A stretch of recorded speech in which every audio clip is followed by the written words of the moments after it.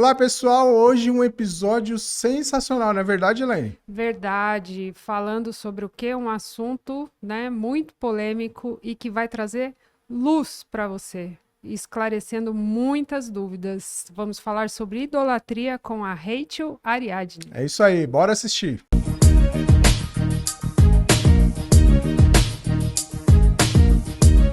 E estamos hoje aqui com a Rachel. Ela voltou, Elaine. Voltou! Voltei. Haja assunto, hein? Também naquele primeiro episódio que nós fizemos, foi acho que o episódio 95.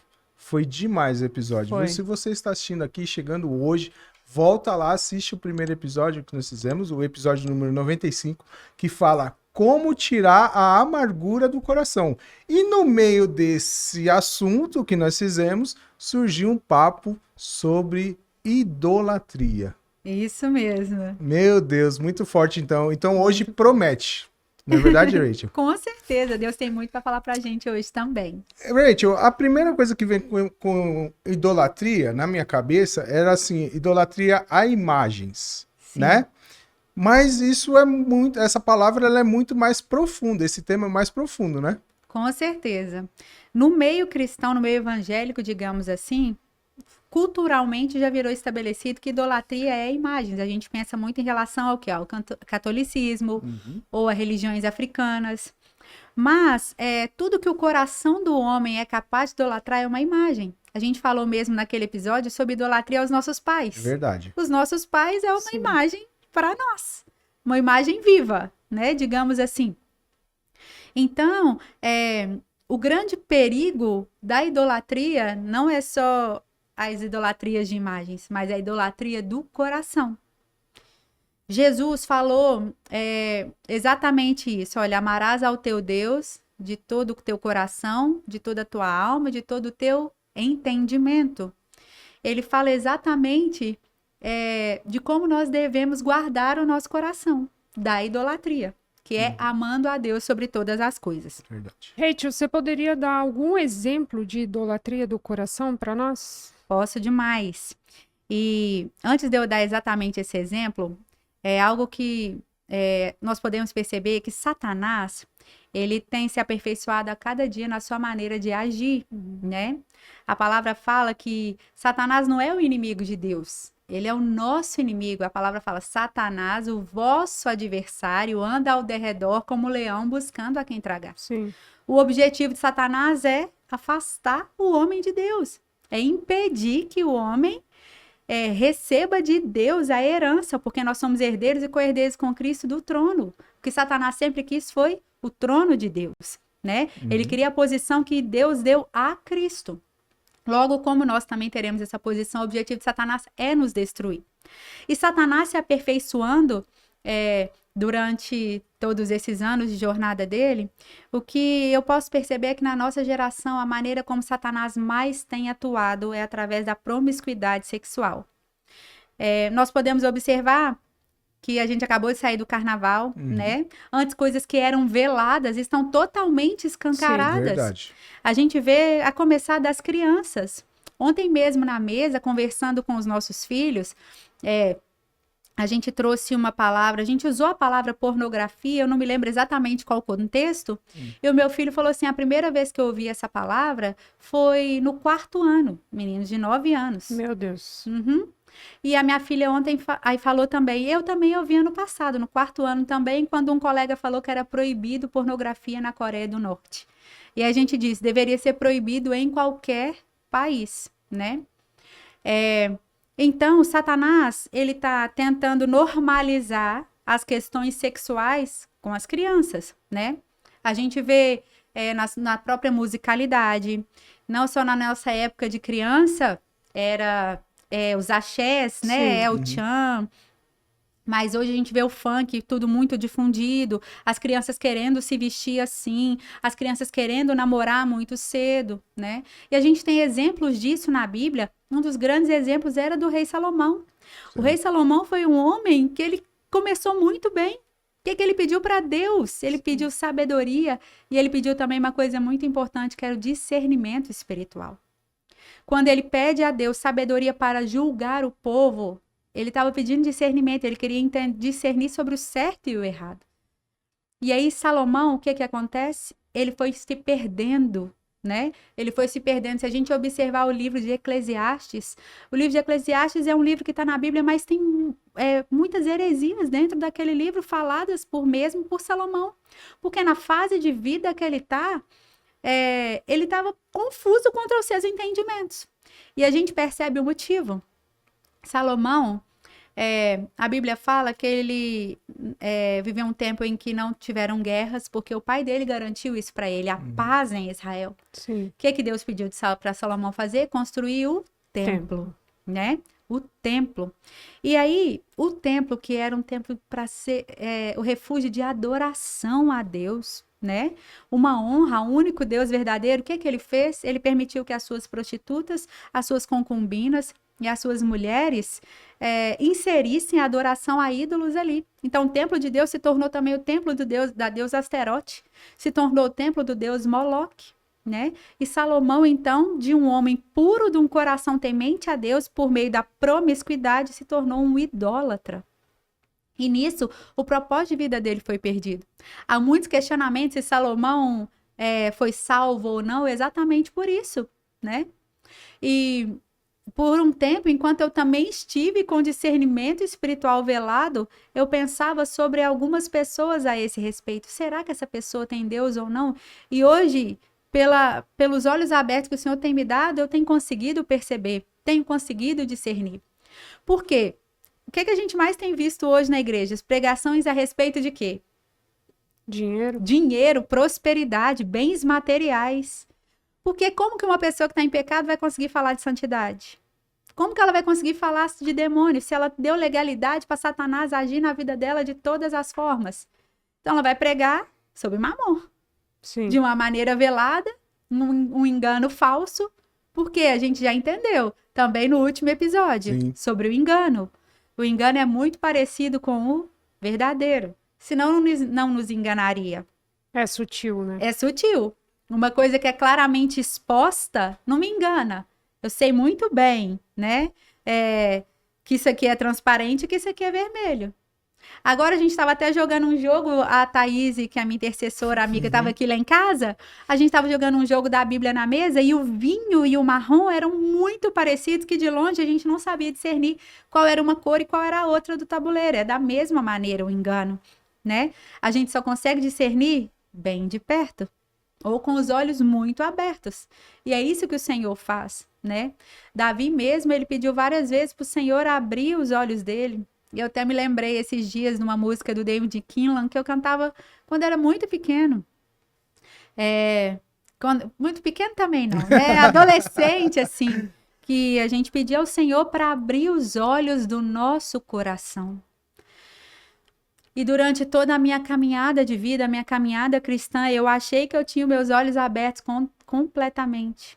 E hoje eu entendi que apenas estando 100% limpa, confessando pecado diariamente, levando tudo para a cruz, é que a gente é capaz de ter os olhos abertos, né? Sim. Então, gente, a gente estava falando da maneira como Satanás tem agido, né? E como que ele tem promovido a idolatria do coração. O porquê essa idolatria do coração? Por que Satanás tem entrado com a promiscuidade sexual? O que a palavra fala? Que quando eu cometo um pecado sexual, eu peco contra o próprio corpo. Quando a gente abre a palavra no livro de Romanos, no capítulo 12, versículo 1, o livro de Romanos, o versículo 2 é muito conhecido, Sim. né? Não vos conformeis com esse mundo, mas antes tem um versículo muito especial que diz assim, olha, portanto, irmãos, pelas misericórdias de Deus, eu peço que ofereçam o seu corpo como sacrifício vivo, santo e agradável a Deus. Este é o culto racional de vocês. Como que é a maneira que nós adoramos a Deus? Com o nosso corpo. O nosso corpo é um sacrifício vivo, santo e agradável. Se Satanás tem investido para corromper o meu corpo, a minha mente, o meu coração, logo eu não vou estar apta para adorar a Deus, eu não vou ser um sacrifício vivo para Deus. E a gente sabe que a única maneira de Deus agir aqui na terra é através de alguém. Sim. Um espírito, ele precisa de um corpo para poder agir. Tanto Deus quanto o diabo. Eles não têm poder para agir aqui na terra. Nós somos instrumento, canais do Senhor ou do mal. Logo, se o meu corpo está corrompido, Satanás está fazendo o quê? Recrutando vários corpos para ele agir na terra.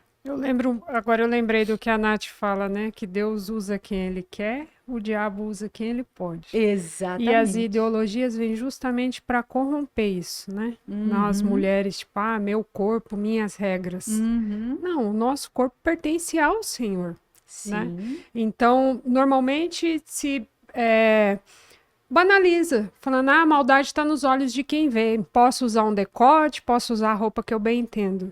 E a gente vê que na palavra não é bem assim.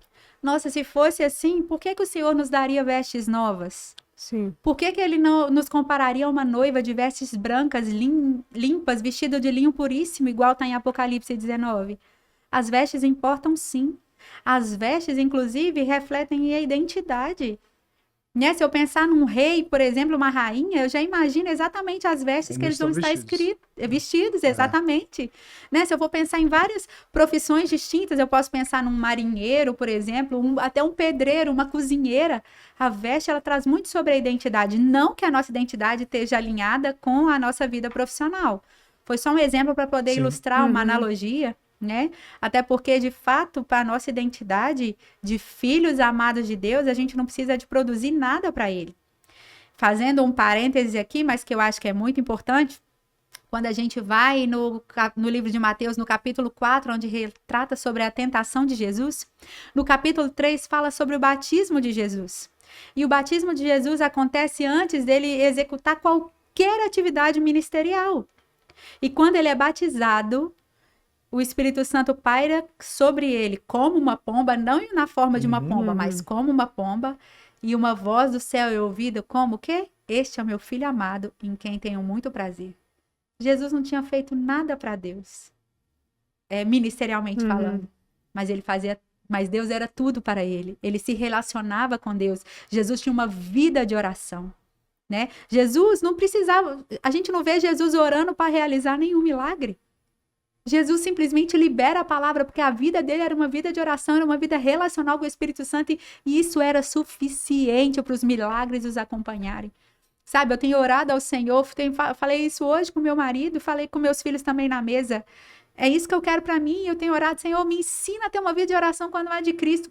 Para mim, a sombra é curar as pessoas, eu nem preciso ficar sabendo, porque Deus sabe que eu não quero glória nenhuma no meu coração, mas a palavra diz que os milagres, os sinais, as maravilhas, elas acompanham aqueles que creem. Sim. Nós precisamos de ver milagres. E por que nós não estamos vendo? Porque os nossos corpos estão entregues a Satanás. Porque o nosso discernimento está corrompido. E nós achamos que estamos servindo a Deus e na verdade não estamos. Porque nós podemos estar dentro de uma igreja, louvando junto com as outras pessoas, mas é como se eu estivesse cantando uma música de carnaval qualquer, eu não me conecto com o céu. É verdade. Pregadores podem estar ali pregando, mas palavras que realmente não trazem santificação. E nisso o Senhor até me lembrou uma música da Suede Silva, que é Reacende a Chama, que é muito poderosa. Se a gente puder até colocar no final, não sei se pode colocar no final do podcast por conta do YouTube, às vezes um trechinho a gente consegue pelo menos. O pessoal dá uma pesquisada aí também no Spotify, né? Pesquisa essa música. Reacende a Chama. Eu tenho uma outra música também para indicar, chamada A Reforma, que é do Atos 2. É muito boa essa música também. Então, se você estiver assistindo aí no YouTube, entra lá no Spotify, procura essas duas músicas aí que Deus vai falar com você. Essa música fala, porque pararam de falar do céu, até parece que Jesus Cristo não vai voltar mais, né? Só se falam sobre bens materiais, retrata exatamente o que está acontecendo nesse momento na igreja. Porque Satanás quer enganar a igreja. E aí, como que acontece tudo isso? Vamos entender. Satanás só age, ele precisa de um corpo para agir, certo? Sim. Como que ele consegue ou oprimir esse corpo ou torná-lo cativo? Porque Satanás age de duas maneiras. Ou ele oprime, que ele não está dentro do corpo, né? São as vozes que a gente não entende, né? Eu estava, inclusive, digamos assim, um momento especial na casa de uma amiga na quinta-feira. A Pati Brasil, ela faz um evento que chama Banquete de Esther, uma reunião de mulheres muito maravilhosa, assim, com intuito tem um podcast evangelístico. muito bom também, hein? Tem, Eu acompanho. é verdade. Ela tá quase de ganhar neném, quase para ganhar neném, e a gente estava lá e uma das moças que estava lá falou comigo, eu tô me aproximando de Deus agora, mas eu tenho ouvido muitas vozes na minha cabeça atacando a minha identidade, mas eu sei que aquilo não vem de mim. E na hora eu falei para ela assim, realmente, não vem de você. Olha, Satanás, ele lança palavras o tempo todo na nossa cabeça, mas esse copo aqui, ele não me pertence, ele pertence aqui ao podcast, eu posso carregar ele para mim. Alguém me entregou na minha mão, mas ele continua não sendo meu, eu posso facilmente devolver. E é assim que a gente tem que fazer com que Satanás coloque na nossa mente. Ele lança, mas aquilo não nos pertence. Então a gente precisa de devolver para ele. Né? A palavra fala, resistir ao diabo, na verdade, sujeitai-vos, pois, a Deus, resistir ao diabo e ele fugirá de vós. Né? Então, Satanás, ele nos oprime e ele também pode tornar o ser humano cativo dele, que é quando ele habita dentro do corpo. A gente sabe que nenhum corpo fica vazio, ou Deus habita ou Satanás habita ali, né? Então, e como que ele recebe essa legalidade? Através do pecado. E aí, a palavra fala que quando eu peco, esse pecado não confessado, ele pode se transformar em algumas raízes, né? A gente já aprendeu também no podcast anterior sobre a raiz da amargura e também sobre a raiz da iniquidade.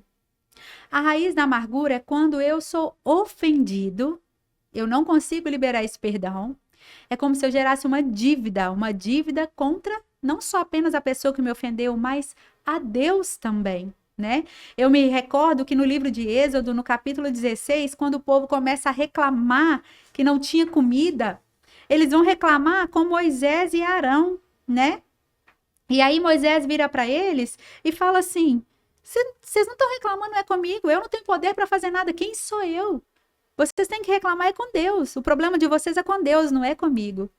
E nisso o Senhor trouxe mais uma revelação para mim sobre a amargura, que é exatamente isso. A gente se ofende com outra pessoa, mas o poder é todo de Deus. Quem é o outro, né? Para carregar um peso ou uma dívida. É uma insatisfação eterna, né? Exatamente. E a gente quer cobrar a dívida das pessoas como se elas devessem alguma coisa pra gente. E ninguém nos deve nada, porque Jesus já pagou tudo na cruz. Então, quando eu sou ofendido e não libero o perdão, essa raiz de amargura, ela brota.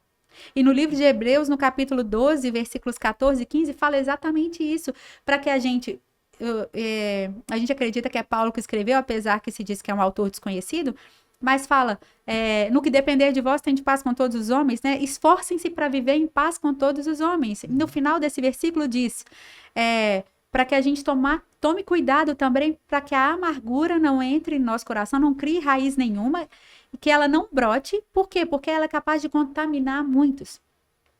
Então, a amargura, ela é uma raiz que brota, e a única maneira dela não brotar é quando eu exponho essas dívidas à graça de Deus, né? Quando eu levo para a cruz, eu confesso o meu sentimento ao Senhor, né? E peço perdão pelo sentimento.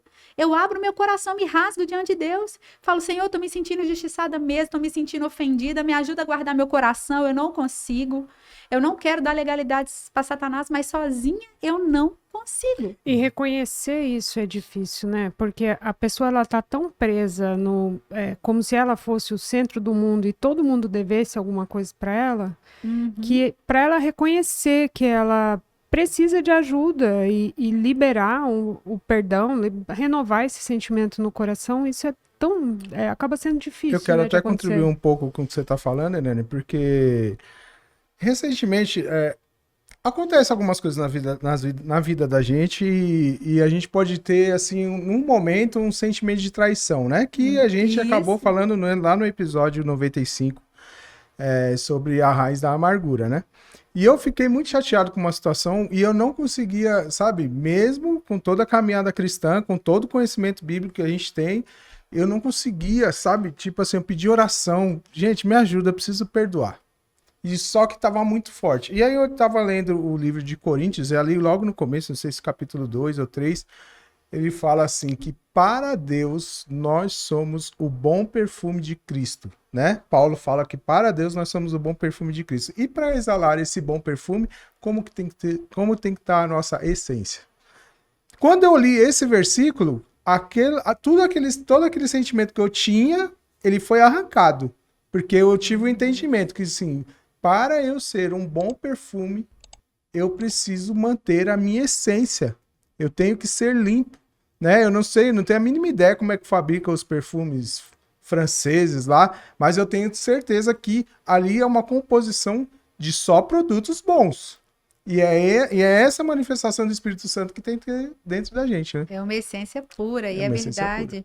Nossa, você me fez lembrar, falando sobre perfume, que também tem uma outra referência a respeito de levar a amargura na cruz, que o Senhor trouxe para o meu coração, que quando o povo também sai do Egito, porque lá em casa a gente está estudando o livro de Êxodo, é impressionante como Deus vai trazendo para nós, né, na palavra. Quando eles atravessam o mar e eles querem beber água, e aí eles chegam numa terra em que eles vão beber água e as águas estão amargas, né? Sim. Então, e aquele lugar se chama Mara, porque o nome Mara quer dizer amarga, né? Uhum. E aí Deus manda Moisés pegar um arbusto e jogar na água, e na mesma hora as águas ficam doces. E eu falei assim, arbusto é feito de quê? Madeira. Já era um remeter que eu levo a amargura na cruz. Sim. E aí eu me torno doce, eu me torno curado, né? A Bíblia dá sinais o tempo todo, a Bíblia toda, o destino da Bíblia é a cruz, né? Enfim, eu não me lembro, eu queria comentar sobre o que você estava falando anteriormente. Da questão de reconhecer? Isso, esse é o ponto, né? Por que é difícil reconhecer? Por conta do discernimento espiritual velado. Eu e a Nath, a gente estava num propósito de oração, desde quando a gente se aproximou nessa questão, né? Passei pelo Casa Limpa ali. Na verdade, foi antes de passar pelo Casa Limpa. Quando a gente se reaproximou, quando eu voltei para Alphaville, e a gente começou a orar por várias pessoas, e a primeira coisa que a gente estava orando é para que Deus desse olhos abertos para essas pessoas. Sim. Porque como que eu vou saber que eu preciso de um remédio, por exemplo, se eu não sei que tenho a doença? Sim. Então, a minha irmã até mandou uma frase para mim falando assim, é impossível ajudar uma pessoa que não quer participar do seu próprio resgate. E nisso eu fiquei pensando muito sobre isso, que por que a pessoa às vezes não quer participar do próprio resgate? Ou porque ela nem sabe que precisa de um resgate. O discernimento dela está tão velado, e aí isso me faz lembrar de Sansão. Sansão foi um homem que a mãe dele era estéril. Um anjo apareceu para ela e falou que ela iria engravidar e que ele era um homem que deveria ser consagrado a Deus, né? E aí não era para ele beber vinho, nem bebida forte, nem cortar o seu cabelo, e aí ele era um nazireu de Deus, que quer dizer consagrado a Deus. Então, a palavra fala que Deus tinha propósito, tá lá em Juízes também 16, né? Que Deus tinha propósito do nascimento à morte de Sansão. Só que aí o que acontece? Sansão, na primeira vez que ele quis se engraçar com uma mulher, já era uma filisteia. O pai e a mãe dele, a palavra fala que eles fizeram forte oposição, e isso mexeu comigo, porque realmente eles tentaram fazer com que o filho acordasse, né? Mas Sansão já era homem, e ele vira e fala pro pai, pega aquela mulher para mim, e ponto final. Só que Deus tinha um propósito naquilo que era destruir os filisteus, né? Só que aí, mais na frente, tem um único versículo, esse é no 16, na verdade, que o primeiro versículo diz que Sansão foi a Gaza, viu ali uma prostituta e teve relações com ela, só esse versículo. Sansão se envolveu com uma prostituta, e ali começou o quê? A ser oprimido por espíritos malignos. Foi perdendo o espaço para o Espírito Santo que estava atuando sobre Sansão, porque não tinha condição, a força que Sansão tinha era descomunal, né? Os filisteus eram um povo que eles tinham várias armas de guerra, era um povo tecnológico para aquela época. E fala que Sansão, com uma queixada de jumento, tipo uma mandíbula de jumento, matou mais de 1000 homens na mão, né? Então, tipo assim, é muito louco mesmo as habilidades que Deus deu a Sansão. Mas ele foi tendo discernimento velado por conta de prostituição, a promiscuidade. Depois ele se engraça com outra prostituta, que é Dalila. E aí, gente, aparecem 5 príncipes dos filisteus e oferecem para Dalila 1.100 moedas de prata cada um, se ela conseguisse descobrir o segredo da força de Sansão. E Dalila, ela é jogo aberto com Sansão. Sim. Ela vira para ele e fala: olha, Sansão, qual que é o segredo da sua força, assim, para um cara pegar e te amarrar e te deter? E Sansão vai e engana Dalila 3 vezes, né? Mas e Sansão, gente, na primeira já devia ter feito o que se ele tivesse com discernimento e olhos abertos? O que essa mulher quer me destruir? Deixa eu correr daqui. Cilada. Vaza. Cilada. É. Só que ele não percebeu a cilada. Uau, eu contei pra você no primeiro episódio sobre o que eu passei quando eu descobri algumas traições do meu marido, do meu primeiro marido que faleceu. E meu pai chegou pra mim e falou pra mim: não é possível que você não viu nada disso. Gente, o Senhor me pegou com isso daqui e eu falei: meu Deus, eu era casado, mas eu dormi com um homem promíscuo, logo o que estava sobre a minha vida, a mesma coisa. E eu perdendo o discernimento do Senhor. E por isso que nós não percebemos muitas coisas nas nossas vidas. Porque nós não temos olhos abertos. Verdade. E eu comecei a agradecer tanto ao Senhor por isso. Falei: Jesus, obrigada, porque o Senhor tem me dado olhos abertos e hoje eu tenho conseguido enxergar. E é isso que nós precisamos de buscar o Senhor, a santidade, né? E a santidade, a gente está falando de pecado sexual, mas vários outros pecados, porque a amargura é um outro tipo de pecado que não é sexual. Mas o que acontece, gente? O caminho da amargura não confessada é o pecado sexual. A pessoa começa se tornando uma pessoa agressiva e tudo mais, mas se a gente observar no livro de Coríntios, Efésios, Colossenses, o apóstolo Paulo, o primeiro pecado que ele adverte é a imoralidade sexual. Né? A gente vê uma geração, aí começa dentro de casa, se a gente observar os casamentos, começa a amargura, as ofensas dentro de casa, começa a se esfriar o casal. Né? E aí vai cada um viver o seu mundinho, ter uma vida independente, começam trocas de mensagem, primeira mensagenzinha, né? Olhares indevidos, a pornografia e tudo mais, e os casamentos vão acabando a partir daí. Rachel, eu queria até contribuir um pouquinho mais também com o que você está falando, porque nós fizemos um estudo com o pastor Carlos Ribas, né? É um conteúdo que está até no YouTube, que fala sobre os demônios do casamento, alguma coisa do tipo, né? E aí ele fala sobre essas questões de fato mesmo dos demônios que transitam, né? Então, se você imaginar, você citou aí vários exemplos aí sobre Sansão em relação às prostitutas e também Salomão, né? Você imagina que todas aquelas pessoas que tiveram relação com essa mulher, houve durante esse ato uma transferência de demônios. Meu Deus. Pois é. E aí, a cada ato, vai havendo essa transferência de demônios. Então, você imagina a carga espiritual que tem em cima de uma pessoa que se deixa levar pelos seus desejos carnais e cai aí. Ou por falta de entendimento, né? Que as pessoas não concordam mais hoje em dia em relação a casar. Casamento civil, né? Sim. Então, assim, reconhecido pela lei. Então, Deus não vai agir aonde tiver a desordem. Com e certeza. ele só faz aliança com o que está aliançado com ele. Então, você reconhecer esses pecados, essas imoralidades, rejeitar tudo isso, fechar todos esses portais, é uma coisa, assim, contínua. É diária. É diária. Tem aquela frase, né? O mais limpo não é o que menos se suja, é o que mais se limpa, é o que se limpa todos os dias. Eu até dei um exemplo para os meus filhos, falei assim, olha, eu posso ficar trancada aqui dentro de casa 30 dias, sem escovar meu dente, sem tomar banho, eu não vou me sujar muito, apesar que o meu corpo tá liberando toxinas diariamente, aí vou ficar com mau cheiro e tudo mais, mas eu não vou estar aparentemente suja. Mas um pedreiro que vai pra obra, chega em casa imundo, mas toma aquele banhozinho, fica cheirosinho, tá limpo de novo naquele dia, né? Então, quem vai estar mais limpo? O que ficou sem se sujar ou o que tá se limpando todo dia, mesmo que se sujou, né? Por quê? Porque a gente é tendencioso ao pecado diariamente. Satanás, gente, tá lançando seus dardos inflamados o tempo todo.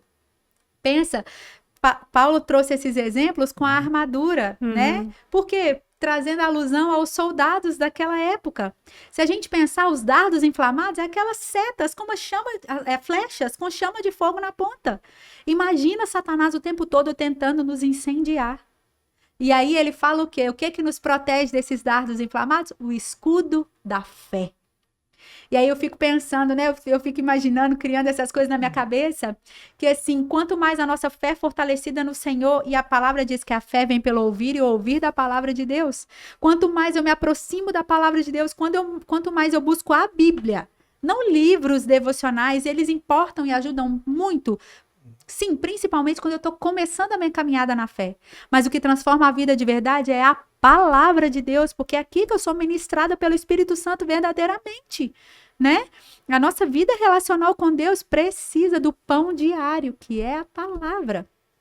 Então, a minha fé fortalecida diariamente na palavra de Deus é como se esse escudo, ou ele se tornasse mais grosso e mais espesso e maior, ou de um material ainda mais poderoso, e eu penso que até ao ponto de se tornar um campo de força mesmo ao nosso redor, que Satanás pode tentar o tempo todo e não consegue, até que ele chega e fala, esse aí não tem jeito, vamos partir para outro. Que é assim que ele foge de nós. Sim. Né? Então, o tempo todo ele está lançando esses ataques. E a gente só consegue resistir a esses ataques sujeitando a Deus, né? E essa questão de não se contaminar, né? Porque fala que a amargura, ela contamina. Então, você imagina, você viver num ambiente desse, onde a pessoa está completamente amargurada, ela passa, ela reclama, ela choraminga, você acaba realmente, de fato, se contaminando com isso. É o que a palavra fala sobre a mulher rixosa, Sim. né? É pior do que uma goteira na cabeça. E isso não atinge só mulheres, não, pra gente, né? Tanto mulheres quanto homem, mas eu lembrei do que está falando na palavra, né? Conviver com uma pessoa amargurada é extremamente difícil, é muito desafiador, né? E o que acontece? O amargurado, ele fere. Quando fala que contamina muitos, pode ser contaminando, tipo, de eu contar do outro e contaminar também, né? Com uma fofoca, com mentiras, ou também ferindo outras pessoas. Porque o amargurado, qual que são os sintomas ali? Tá sempre na reativa, né? Sempre reclamando, sempre nervosa, irada, né? Então, essa amargura, ela vai promover apenas coisas ruins. E a amargura, gente, quando ela brota, ela se transforma em outra raiz, que é a raiz da iniquidade. Porque ela é uma porta para outros pecados, né? E a palavra fala que a idolatria é a mãe das iniquidades. E é aí que entra a questão da idolatria do coração, que a gente estava falando sobre as legalidades, como que vem através do pecado e das raízes, né? E aí, a amargura, então, ela é impedida de brotar pela graça de Jesus. Agora, a iniquidade, ela precisa de ser arrancada. A Bíblia fala que o Espírito de Deus arranca a amargura. Na hora que eu confesso, Deus age de maneiras diferentes. Se a gente pensar, depende da profundidade dessa iniquidade. Vamos pensar assim, no mundo material, se eu for arrancar uma árvore de raízes rasas, vai ser muito mais fácil do que raízes profundas, né? Então, assim, e para a gente entender quão profundas são essas raízes, é só a gente pensar também numa árvore. Quanto maior a árvore, maior a sua copa, mais profundas e maiores são as raízes, porque as raízes, elas são proporcionais ao tamanho da copa da árvore. Então, quanto mais afundada a pessoa está no pecado, mais vai passar dor mesmo para poder ser limpo, mas Deus faz, gente. E o sofrimento, ele produz um peso de glória, assim que a palavra fala, né? Ontem eu estava ouvindo uma pregação do pastor Lucinho Barreto, assim, nossa, que a minha família ama ele demais, né? Ele é um homem, assim, muito usado por Deus, e ele falou muito sobre isso, que só de verdade uma pessoa que sofreu é capaz de levar a transformação para a vida da outra, né? Porque a Bíblia chama Jesus de um homem de dores, mas a gente vai escolher as dores que a gente vai viver, né? Posso viver as dores promovidas pelo pecado ou as dores promovidas pela vida cristã. Porque no livro de Oséias, também no capítulo 6, fala que Deus faz a ferida, mas Deus também a cura, né? Então, muitas vezes o Senhor promove feridas em nós, a poda. Se a gente pensar na poda, é um corte, né? Mas é para quê? Para produzir frutos melhores. Se a gente pensar também em duas essências que a Bíblia traz, que é o óleo, o azeite e também o vinho, né? Como que são produzidos essas duas essências, digamos assim, esses dois líquidos? O azeite é extraído com azeitona, Aperta. Deus, E esmagada. a uva também. E a uva tem que ser pisoteada, né? E é dali que vem o melhor. Então, de fato, Jesus teve o seu corpo moído e nós também teremos, né? Mas aleluia por isso, porque os dons, eles são entregues deliberadamente. A palavra fala que a gente deve pedir a Deus, no livro de Tiago fala, né? Que a gente deve pedir os dons que ele dá deliberadamente. Agora, a unção não é para todo mundo, né? A unção é para aquele que realmente quer e pede, e Deus dá a unção para um propósito específico dele. O dom chama atenção para mim, para as minhas habilidades. Agora, a unção não. A unção reflete a glória com Deus, a intimidade com o Pai. Amém. A questão da raiz, né? Só o agricultor mesmo para poder arrancar, cuidar, preencher, tapar aquele buraco, né? Colocar terra nova ali. E a idolatria, ela vai afastando a gente cada vez mais de Deus, né? Então, chegar nesse ponto de reconhecer, né? De confessar, aí o agricultor poder agir, arrancar essa raiz e preencher aquilo ali com coisas novas para realmente ter um espírito novo, uma transformação da mente, não é fácil. Exatamente. Né? Quantas vezes a gente em Êxodo você fala, mas não é possível que esse povo não... lá não tinha Jesus, lá não tinha o Espírito Santo para convencer, nem né? palavra. Não tinha. Estavam escrevendo a Bíblia, né? Estavam escrevendo a história, né? E a gente já teve tudo isso e a gente ainda cai, né? Hoje em dia.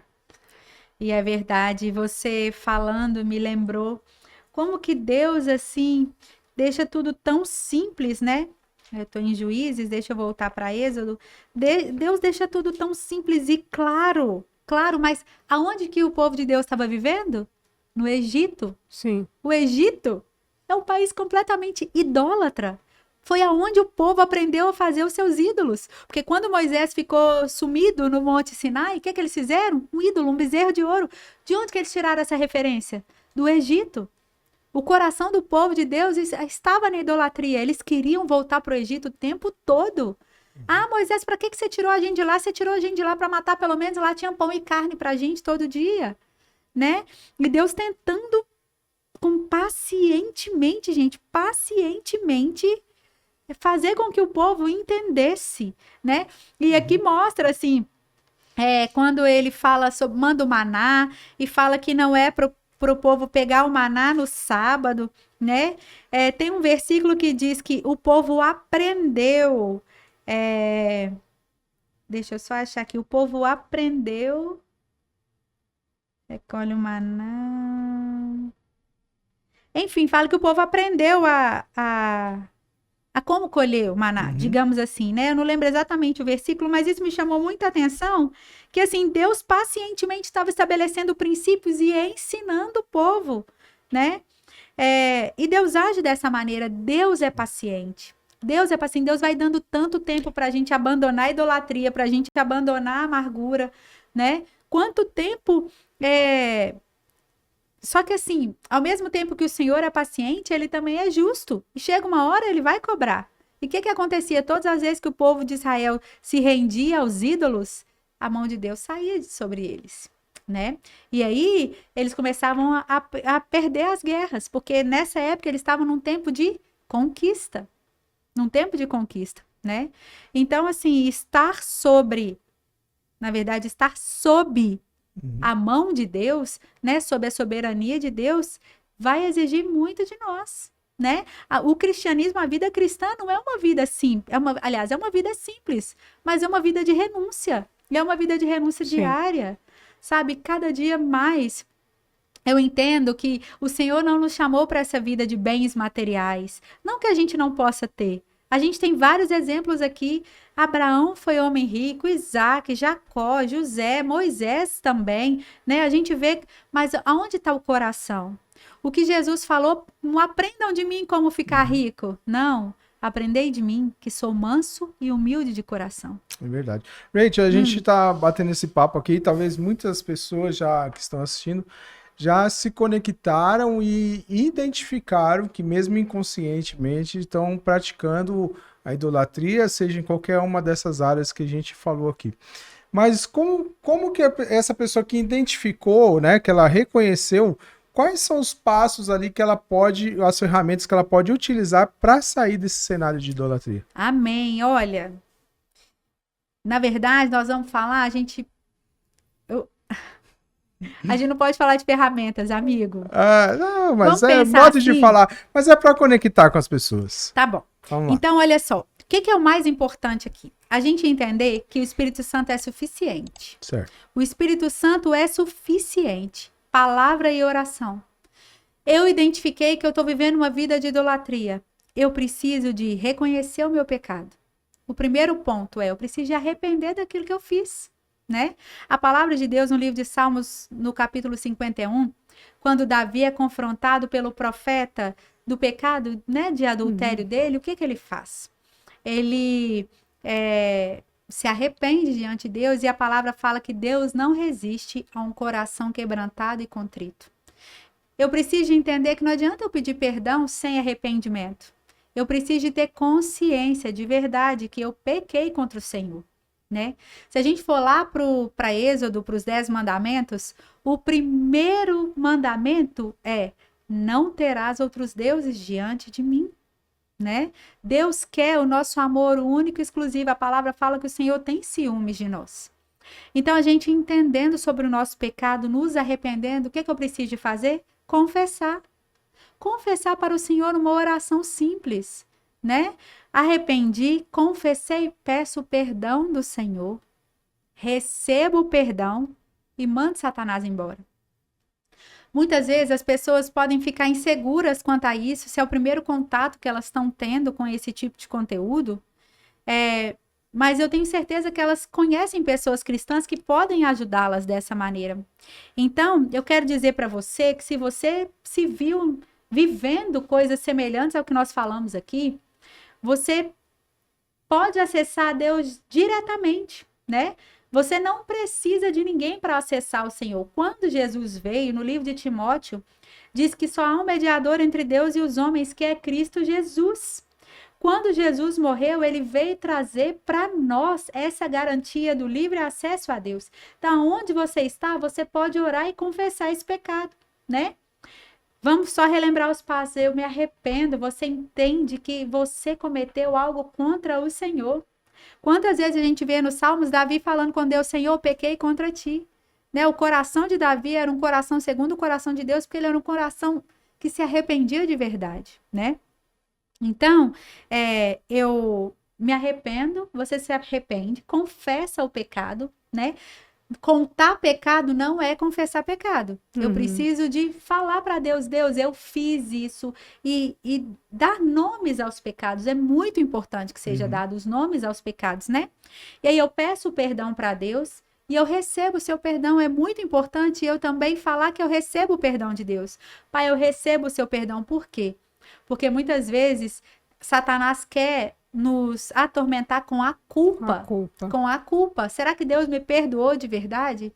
E a palavra diz que Deus só não nos perdoa em uma ocasião, quando nós não também perdoamos outras pessoas. Por isso que quando as pessoas vão levar uma oferta, uma vez Jesus fala para elas: olha, se você tem alguma coisa contra alguém, deixa a oferta aqui, vai lá e libera o perdão, reconcilia com essa pessoa e volta. Então, eu tenho que ter certeza que o meu coração está liberado com outras pessoas para receber o perdão de Deus, né? Então, receber o perdão de Deus, eu preciso de mandar Satanás embora. Porque se a palavra fala para eu resistir a Satanás, eu preciso de dar uma ordem no mundo espiritual. Falar: Satanás, você recebeu legalidade com o meu pecado para agir na minha vida. Mas agora eu levei esse pecado para a cruz e eu tenho certeza que Jesus me perdoou, porque está escrito na palavra. E agora a legalidade que tinha sido te dada foi paga e você não tem mais poder, né? Depois eu vou viver uma vida de transformação com Deus, né? Porque no livro de Romanos também, no capítulo 12, no versículo seguinte, diz que nós devemos transformar o mundo com a renovação do nosso entendimento. Então, eu preciso deixar Jesus transformar o meu coração, transformar a minha mente, que foi corrompida por Satanás. Eu preciso de buscar de Deus discernimento espiritual para eu entender melhor sobre as coisas de Deus, discernir entre o certo e o errado.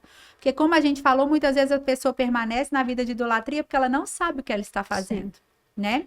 Então eu preciso de discernimento espiritual, eu preciso de caminhar com Cristo diariamente, de uma maneira muito simples, lendo a palavra e falando com Ele todos os dias. Depois de todos esses pontos, né? O que mais as pessoas querem e acaba não acontecendo, porque com Davi também foi assim. Deus não livra a gente das consequências. É verdade. Então não é que vai mudar tudo do dia para a noite, né? Olha, mas tem um ponto muito interessante quando você diz sobre isso, porque Jesus, qual foi a grande diferença de Jesus para os outros profetas? A gente viu vários milagres sendo executados antes da vinda de Jesus. Vimos mortos sendo ressuscitados. A primeira multiplicação de pães não foi Jesus que fez, mas uma coisa ninguém podia fazer, que é expulsar demônios. A autoridade dada por Deus a Jesus, só ele recebeu. E na época de Davi, não existia isso. Então, o pecado de Davi, como a gente vê lá no livro de Êxodo, no capítulo 20, diz que Deus visita a iniquidade dos pais nos filhos até a terceira e quarta geração. Sim. Mas ele também, para o pecador que se arrepende, ele abençoa as próximas 1000 gerações. Só que, como não tinha como tirar a legalidade das mãos de Satanás, estava já estabelecido as consequências para a família de Davi, né? Não só para Davi, mas para as próximas gerações também. A gente vê o que Salomão fez.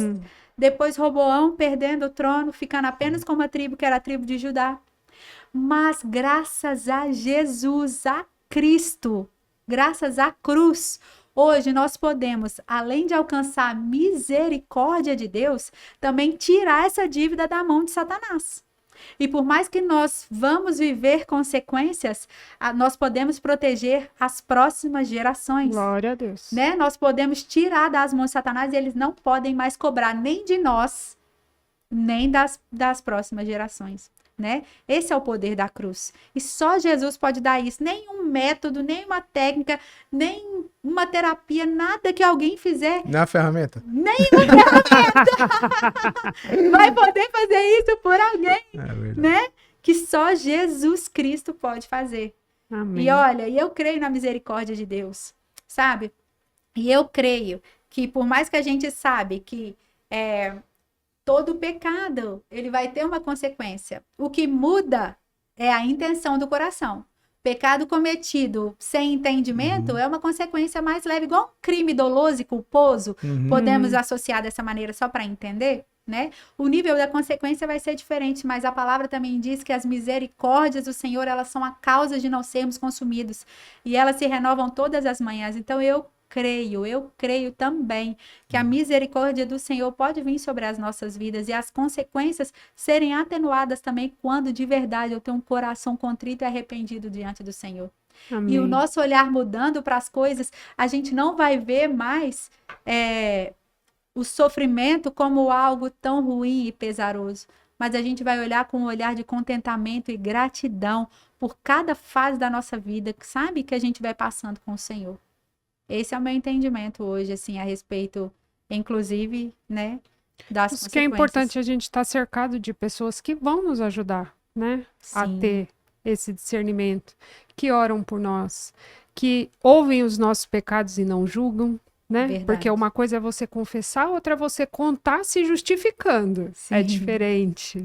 Então, assim, como São você as versões, disse, né, nessas ações, né, que você, igual esse banquete de Esther que você participou, o momento ali à mesa de mulheres, né, um momento à mesa com homens, a própria família, isso nos ajuda cada vez mais a estarmos próximos, a blindar nosso coração, a estar conversando ali sobre as coisas de Deus. E são momentos únicos, onde a gente vai estar preenchendo essas lacunas, né? E onde que a gente vai entender a diferença? Se eu estou contando pecado ou se eu estou confessando?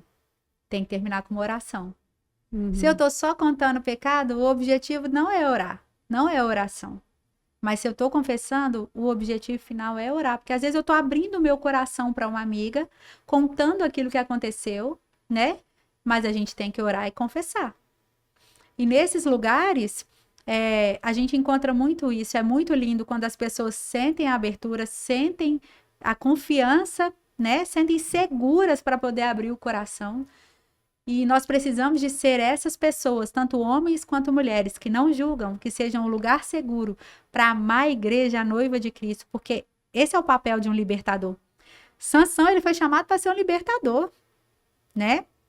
E o libertador, ele que caiu por conta da falta de discernimento espiritual, né? Mas os libertadores, eles são chamados exatamente para esse papel, né? Um papel de ser um local seguro, onde que as pessoas podem confiar e encontrar Cristo, né? E no último podcast foi até muito legal, um corte que a gente até publicou sobre isso, e a gente teve muitos comentários, e a gente pode perceber como as pessoas estão feridas com a igreja, mas eu quero até retificar algo, porque quando a gente falou sobre igreja ali, a gente não estava falando sobre igreja e instituições. Sim. A gente está falando sobre igreja, corpo de Cristo, Sim. né? O corpo de Cristo não quer dizer que as pessoas que estão ali dentro, todas fazem parte do corpo de Cristo. Porque a Bíblia fala do joio e do trigo, e fala que a gente nem deve arrancar o joio, porque arrancando o joio a gente corre o risco de arrancar o trigo. Deixa para Jesus, no dia do juízo, separar. Então, dentro, sim, de instituições, infelizmente, vão ter pessoas com o coração em Deus e pessoas que não estão com o coração em Deus. Mas a gente precisa de clamar, Senhor, me mostra quem são seus verdadeiros amigos. Me mostra quem faz parte do seu corpo de verdade. E o Senhor mostra e encaminha pessoas, né? E a gente precisa de dar um voto de confiança para as pessoas. Sim. Porque o que não nos permite confiar é a amargura também, que não foi confessada. Em muitos casos também, né? Como ali dentro desse corte tem algumas pessoas que falaram que confessaram, mas realmente não soube fazer essa diferenciação do que é contar para uma pessoa que de fato está com a vida também no altar e disposto a te ajudar, ou apenas fazer uma fofoca, né? Ou se liberar daquilo para um peso da consciência ser um pouquinho menor, né? Então não saber diferenciar de fato para quem contar. Então eu achei muito importante que você acabou de falar agora, dessa questão de você fazer uma oração para que Deus coloque as pessoas certas no seu caminho. E a partir do momento que a gente vive isso, a partir do momento que você tem coragem de fazer essa oração, pessoas que você jurava que está ao seu lado o tempo todo, elas vão desaparecer.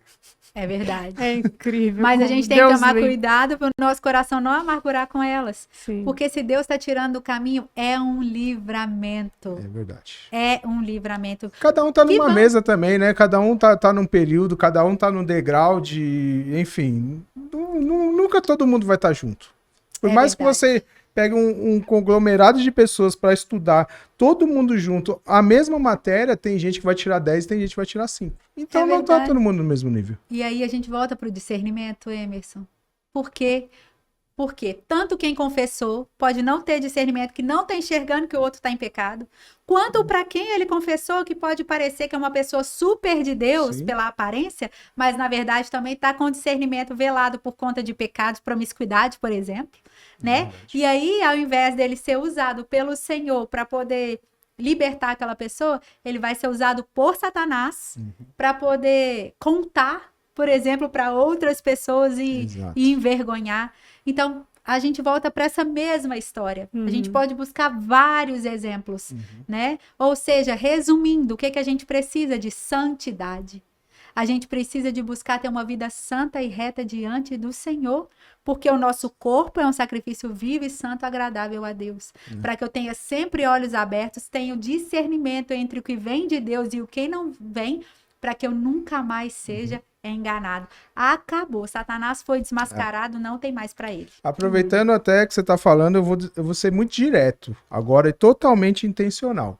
Você que está assistindo agora, eu não vou falar abertamente da maneira que eu queria, para a gente não ser enquadrado numa intolerância religiosa, tá? Mas procura aí um vídeo que foi gravado dentro da Gaviões da Fiel, falando sobre carnaval, e ouve a fala da moça que está falando lá, e ela vai falar a diferença da festa do que é o Natal, do que é a Páscoa e do que é o Carnaval. Então, meu amigo, minha amiga, você que está brincando de ser crente, vai procurar ter conhecimento e ter clareza do que significa o Carnaval. Amém. Né, Rachel? E a Porque gente às vezes tem que jogar na cara da pessoa mesmo, não é verdade? É verdade, às vezes a gente precisa de um choque de realidade, né? Mas eu acho que a gente pode complementar o que você falou como uma oração por essas pessoas, Uhum. né? Para que o Senhor mesmo abra o discernimento delas. Porque eu creio mesmo que apenas com o poder do Espírito Santo é que nós somos capazes, sabe, de se perceber, né? De reconhecer os seus pecados e de ir para a cruz e de ter uma nova vida em Cristo. A gente já sabe, a palavra diz que o mundo jaz do maligno.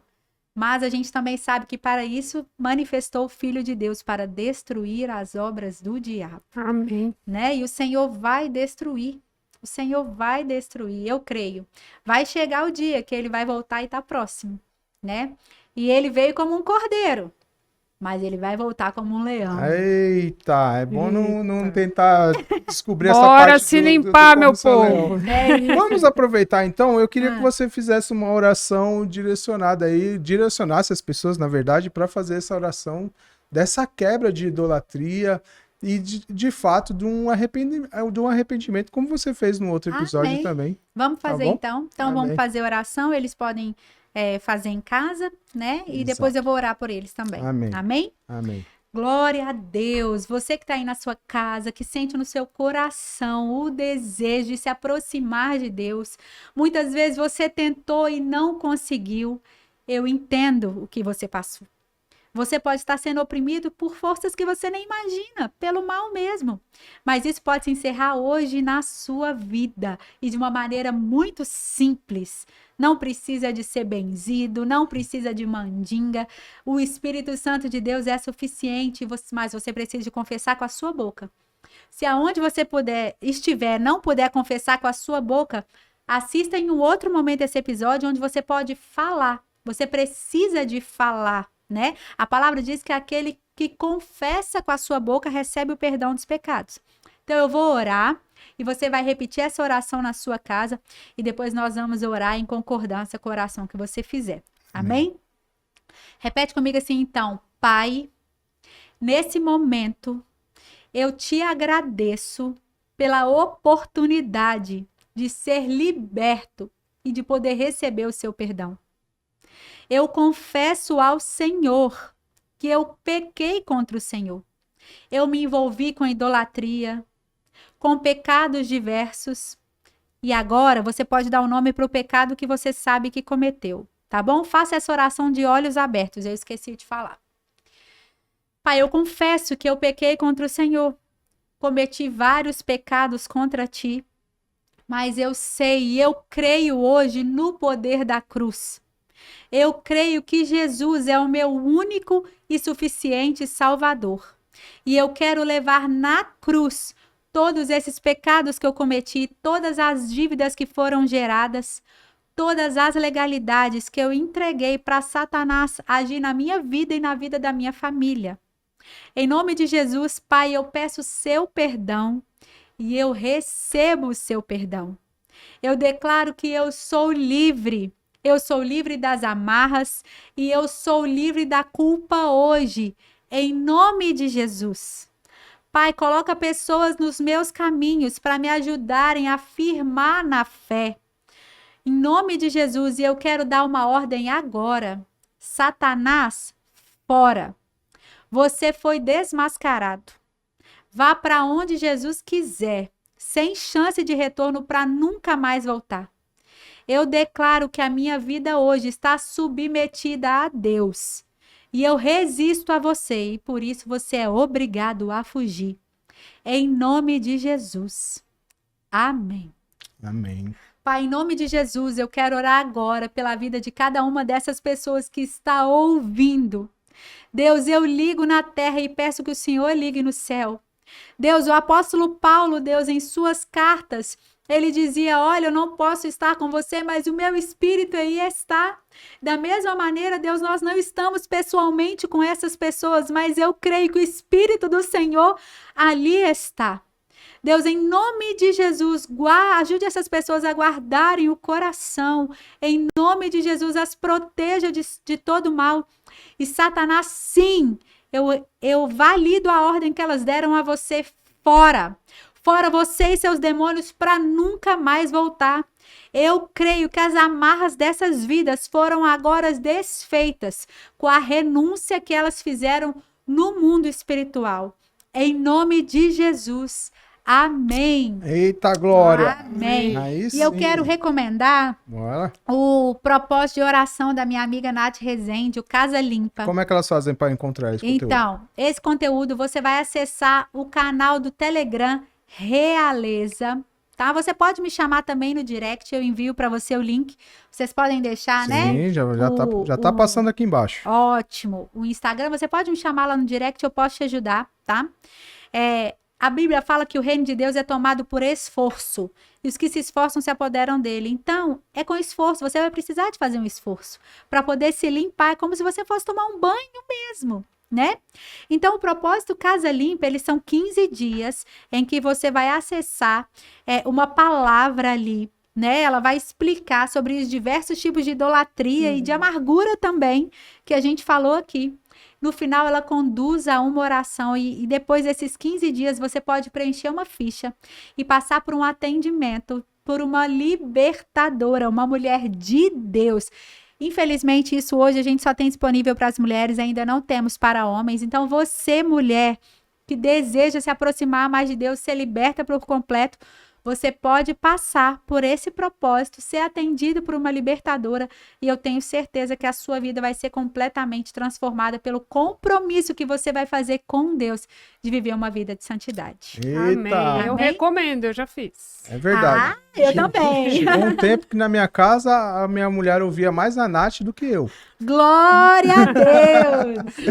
É isso aí, Rachel, eu quero te agradecer. Nós vamos voltar mais uma vez, hein? Vamos Fazer voltar. a trilogia Rachel. Amém. O que que você Olha, acho topíssimo. Vamos sim, vamos, porque você tem muito conhecimento e a gente quer que você derrame aí na vida dos nossos ouvintes, né? Você que está chegando hoje, o podcast Eu Sou Milagre é um canal de história de superação e fé.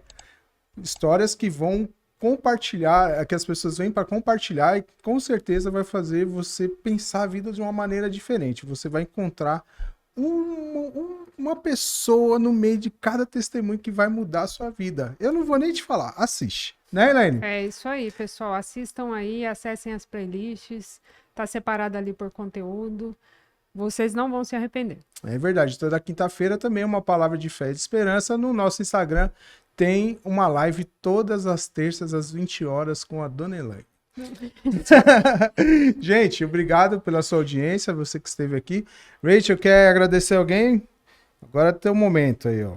Tem uma pessoa muito especial aqui no estúdio hoje. Aqui, hein? Quero agradecer que hoje eu tô com 2 intercessores aqui. Meu marido lindo, maravilhoso. Obrigada por estar comigo, por passar todo esse processo comigo, de toda a cura, né, de estar do meu lado, ser um homem de Deus. Glória a Deus pela sua vida. Quero agradecer também a minha amiga Thaís, minha intercessora do meu coração, minha libertadora, parceira, aliançada comigo, e grandes coisas vamos fazer para o Senhor. Amém. Amém. Juntos. Eu quero agradecer a vocês também Imagina. pela oportunidade mesmo de estar aqui, podemos levar para o Senhor, né, novas vidas para Ele, porque eu creio que mais do que levar a mensagem apenas para as pessoas, apesar de estarmos cumprindo o ID, através daqui a gente vai levar mais pessoas para o Senhor, né? E eu quero abençoar a vida de vocês de verdade, pela disponibilidade de vocês em servirem ao Senhor, que cada dia Ele ministre mais cura sobre a vida de vocês, mais libertação, mais unção,